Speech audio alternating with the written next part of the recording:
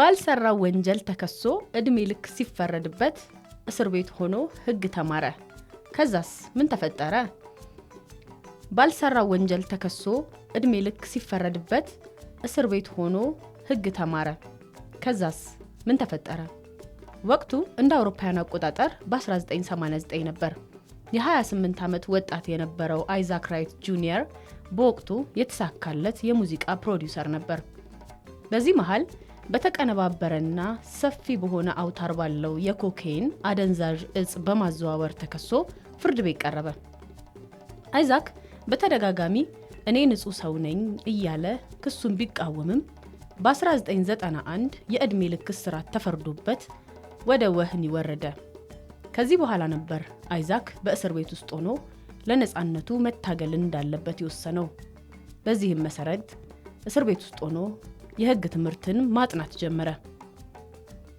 በይግባኝ ችሎቱ ላይ ራሱን ወክሎ ፍርድ ቤት በመቆም ይከራከር ጀመር።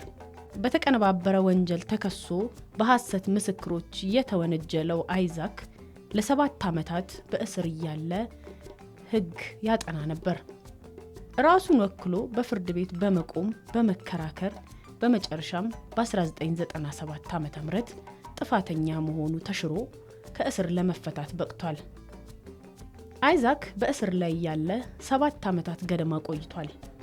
ከእስር ከተፈታ በኋላ ጠበቃ በመሆን በእስር ቤት ውስጥ የሚገኙ ከ20 በላይ እስረኞችን ማስፈታት ችሏል። እንደ አውሮፓውያን አቆጣጠር በ2007 የህግ ዲግሪውን ማግኘትም ችሏል። አይዛክ ራይት ዛሬም ጠበቃ በመሆን ለህግ ስርዓቱ መታገሉን ቀጥሏል። ለህግ ስርዓቱና ለፍትህ መታገሉን ቀጥሏል።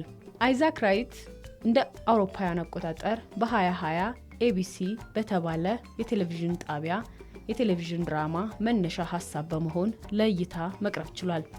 ይህ ድራማ ከተሳሳተ የጥፋተኝነት ፍርድ አንስቶ እስከ መጨረሻው ነጻነቱ ድረስ እንዲሁም ጠበቃ ሆኖ የሰራባቸውን ጊዜያት አካቶ ተሰርቶ ለህዝብ እይታ በቅቷል።